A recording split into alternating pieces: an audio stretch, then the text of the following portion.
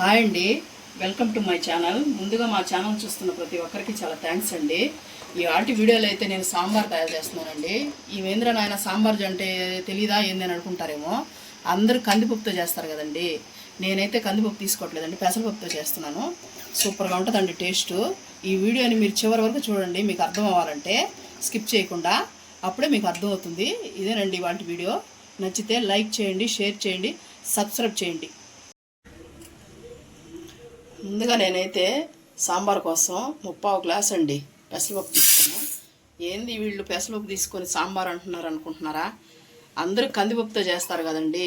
పెసరపప్పుతో కూడా ఒకసారి ట్రై చేసి చూడండి, సూపర్గా ఉంటుందండి. దాని మీద ఇదే టేస్ట్ ఉంటుందండి మామూలుగా ఎప్పుడైనా కూడా. అందుకే నేను ఎప్పుడు పెసరపప్పే వాడతానండి.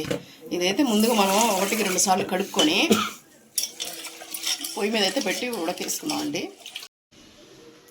ఇదిగోండి, నేనైతే 1-2 సార్లు బాగా కడుక్కున్నానండి. ఈ విధంగా కడుక్కొని అయితే తగిన నీళ్లు, మీకు తెలుస్తుంది కదండి పప్పు ఉడకబెట్టుకునేదానికి తగిన నీళ్లు పోసుకొని గట్టిగా వచ్చేలాగా బాగా మెత్తగా ఉడికిపోయేలాగా ఉడకబెట్టుకోండి స్టవ్ మీద. నేనైతే స్టవ్ మీద పెట్టుకున్నాను, తగిన నీళ్లు పోసుకున్నాను. ఇదైతే స్టవ్ అయితే నేను అంటించుకొని పొయ్యి మీద అయితే పెట్టేస్తున్నానండి. మీడియంలో పెట్టుకొని బాగా మెత్తగా ఎలా ఉడకబెట్టుకోండి. తర్వాత ఇదిగోండి, నేనైతే నిమ్మకాయ సైజు కాదు, ఇంకొంచెం నిమ్మకాయ సైజు మీద ఇంకొంచెం తీసుకోండి. చింతపండు అయితే కడుక్కొని, ఇసుక అనేది ఉంటుందండి తెలుసు కదండి మీకు, అందుకని కడుక్కొని వాటర్ అయితే పోసి నానబెట్టి పెట్టుకోండి ఒక పక్కన.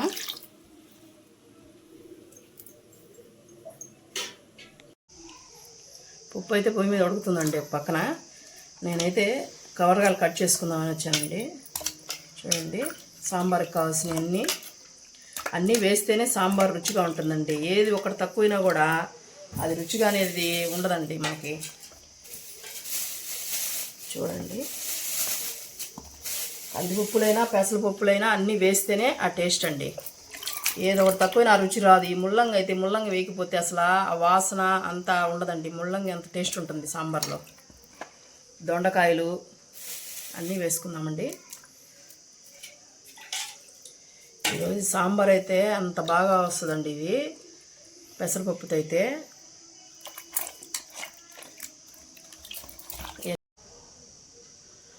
కొత్తిమీర కూడా వేసుకొని కడుక్కున్నాను. అన్నీ శుభ్రంగా కడుక్కొని కట్ చేసి పెట్టుకుందామండి. అంత లోపల ఈ లోపల చింతపండు నాంతా ఉంటుంది కదండి, పప్పు ఉడికిపోయేలా అప్పుడు ఇవి రెడీ అయిపోతాయండి మనకి. ఇప్పుడైతే మూడిటికి పొక్కు తీసుకుందాం అండి. పొక్కు తీసుకుండా వేస్తే మాత్రం కసకస అంటుందండి. అందుకని ఈ మూడిటికి పొక్కు తీసుకొని కట్ చేసుకుందాం.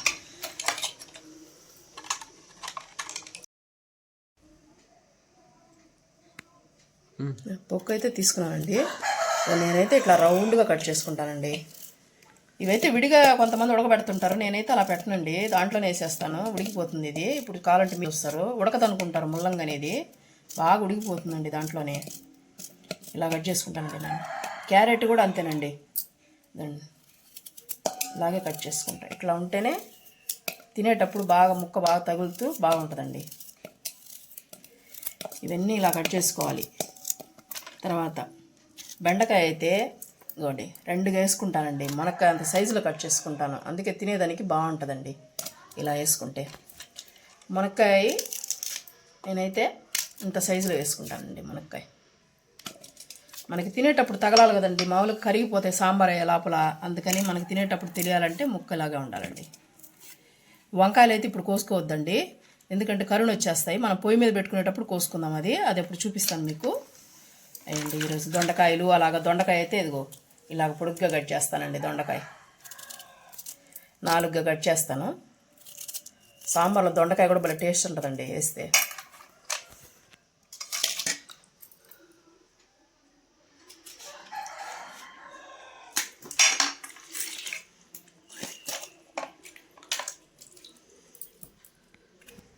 చూడండి, దోసకాయ కూడా పచ్చి దోసకాయ తీసుకోండి, పండుది బాగుండదండి దీంట్లోకి.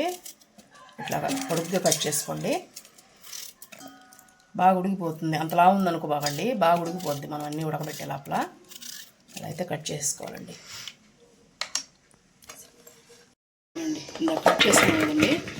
అన్నీ ఒక దాంట్లోకి వేసుకున్నాం. నేనైతే వంకాయలు కట్ చేసుకోలేదండి, మీకు చెప్పాను కదా, వంకాయలు అయితే కట్ చేసుకోలేదు. ఇదిగోటి 5-6 పచ్చిమిర్చి పొడుగ్గా కట్ చేసుకుని వేసుకున్నానండి. ఇప్పుడైతే టమాటా, ఒక టమాటా సరిపోద్దండి, లేకపోతే పులుపు అయిపోతుంది, సాంబార్ తినలేము, అందుకని ఒక టమాటా వేస్తానండి నేనైతే. ఇప్పుడైతే చూడండి పప్పు అయితే మెత్తగా ఉడికిపోయింది, చూడండి ఇట్లా ఉడికిపోయింది, మైనం అయిపోయింది. ఇంకా స్టవ్ అయితే ఆఫ్ చేసేసుకున్నామండి. ఇప్పుడైతే దీంట్లో వంకాయలు చెప్పాను కదండి ఇందాక మీకు ఇప్పుడే వేయనని, ఇప్పుడైతే వంకాయలు వేసేస్తానండి నేను. చూసుకోండి పుచ్చులు ఉన్నాయా లేదా చూసుకొని వేయండి.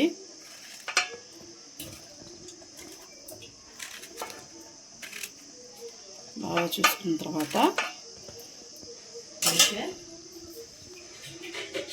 తగినన్ని నీళ్లు, నేనైతే ముందు చింతపండు పులుసు పోసుకోనండి, తగిన నీళ్లు పోసేసుకొని కొంచెం ఉప్పు వేసేసి పసుపు కారం వేసేసి ఉడకబెట్టేసుకుంటానండి నేను.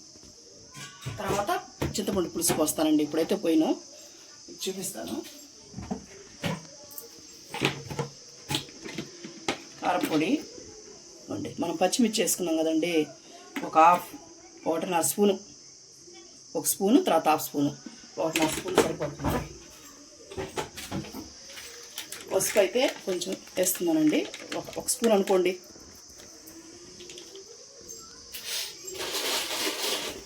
ఉప్పు, కళ్ళు ఉప్పు వేసుకుంటున్నానండి నేను. ఇప్పుడైతే మనం ఎన్ని వేసుకొని, ఇప్పుడైతే వంకాయ కళ్ళును పట్టదండి, ఇవన్నీ వేసుకొని కొంచెం మునక్కాయలు, క్యారెట్, ముల్లంగి అన్నీ ఉడకబెట్టుకునేదాకా బాగా సగం ఉడికిపోయేంత వరకు ఉడకబెట్టుకుందామండి. తర్వాత చింతపండు పులుసు పోసుకొని చూపిస్తాను మీకు అది. నేను పొయ్యి మీద అయితే పెట్టేసుకున్నామండి, స్టవ్ అయితే అంటించేసుకున్నాము. హై ఫ్లేమ్లోనే ఉడకనియండి బాగా.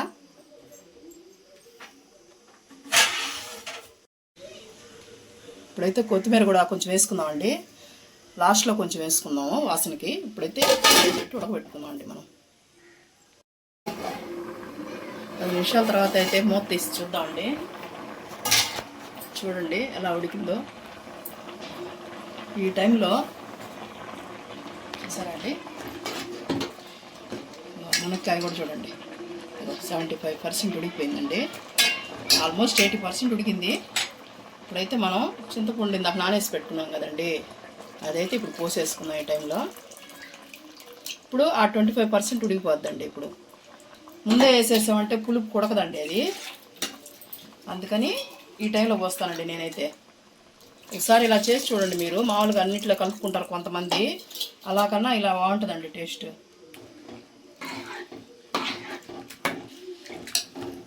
అంతే అండి. అయితే 90% ఉడికిపోయిందండి. ఇప్పుడైతే మనం పప్పు ఉడకబెట్టి పెట్టుకున్నాం కదండి, ఎనిపి పెట్టుకున్నాను మెత్తగా. మనం దీన్ని ఎంత మెత్తగా చేసుకుంటాం అంత బాగుంటుందండి సాంబార్ అయితే. బాగా కలుపుకోవాలండి, గడ్డ కట్టకుండా. పప్పు అనేది కలిసిపోతుంది బాగా. చూడండి ఎలా ఉంది. ఇప్పుడు కొంచెం చిక్కబడింది కదండి, ఇంకొంచెంసేపు బాగా చిక్కబడుతుంది సాంబారు.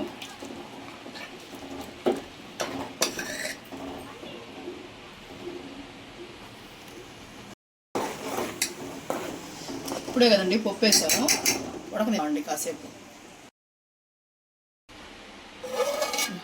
ఇప్పుడైతే ఇలా తయారైందండి, ఇదైతే పక్కన పెట్టేసుకుందాము. ఇప్పుడైతే దీనికి తిరగమాత వేసుకున్నామండి. ఇప్పుడైతే పొయ్యి మీద బాండ పెట్టుకున్నానండి. ఆయిల్ అయితే పోసుకున్నాము,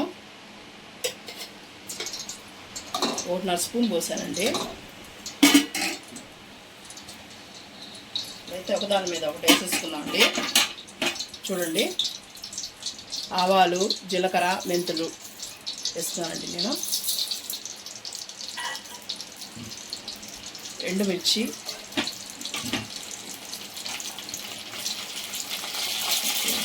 కొంచెం ఇంగ వేస్తామండి. ముందానే నేను వేస్తున్నాను మర్చిపోయి, అందుకనే చూపిస్తున్నాను. ఇంగ వేస్తామండి, ఇది కొంచెం వేగనిద్దాము. ఇప్పుడైతే ఆనియన్ వేస్తున్నామండి, బాగా వేసుకోవాలండి వీటిని. సాంబార్ అంటేనే ఎంగ వేస్తేనే కదండి దాని వాసన, రుచి అన్నీ. కరివేపాకు కూడా వేసేసుకున్నామండి. ఇవన్నీ బాగా వేసుకోవాలండి.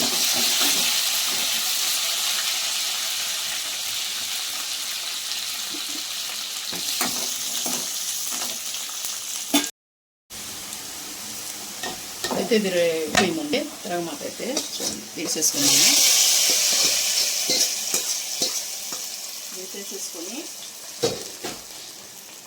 ఇప్పుడైతే అండి ఈ బెల్లం ముక్క అయితే సరిపోతుందండి. ఇది వేసుకుంటేనే దాంట్లో ఎక్కువ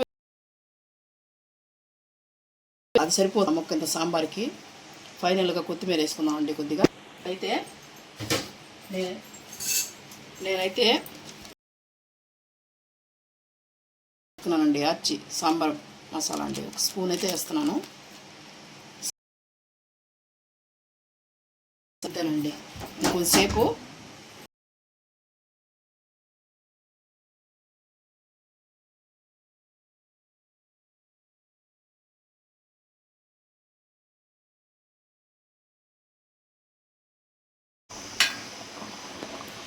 ఫైనల్గా అయితే సాంబార్ అయితే రెడీ అయిపోయిందండి.